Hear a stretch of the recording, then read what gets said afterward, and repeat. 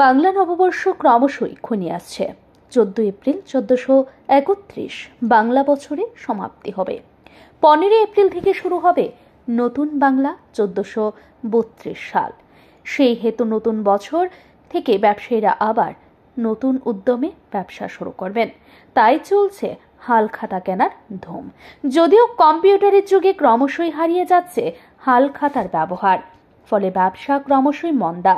তবু যারা প্রাচীন পদ্ধতিতে হিসাব নিকাশ করেন তারা এখনো হালখাতা ব্যবহার করছেন।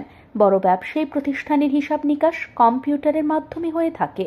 ক্ষুদ্র ও মাঝারি ব্যবসায়ীদের একটা অংশ এখনো তাদের ব্যবসার প্রচার প্রসার সেইভাবে বৃদ্ধি করতে পারেনি, ফলে তারা এখনো আগের চিরাচরিত ধাঁচেই ব্যবসা চালিয়ে যাচ্ছেন।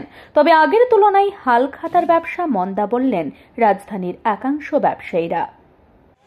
আমরা আগামী পয়লা বৈশাখ উপলক্ষে লাল খাতা তুললাম। প্রত্যেকবারই লাল খাতা তুলি।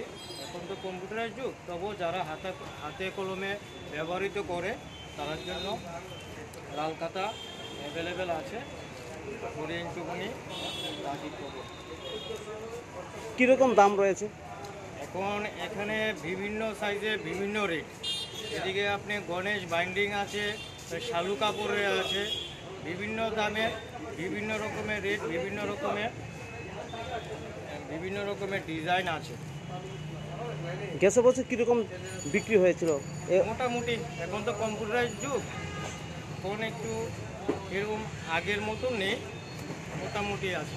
কীরকম আশা করছেন এবার? এরকম কোনো আমাদের তো ম্যাক্সিমাম হোলসেলেরটা কম, আর রিটেল তো আপনি আরও 2-3 দিন। এদিকে ব্যবসা মন্দা হলেও রাজধানীর বাজারে দেখা যায় ব্যবসায়ীরা হালখাতা ক্রয় করছেন। আগামী কয়েকদিন চলতে থাকবে হালখাতার কেনাকাটা। ব্যুরো রিপোর্ট, ঋদ্ধি নেটওয়ার্ক।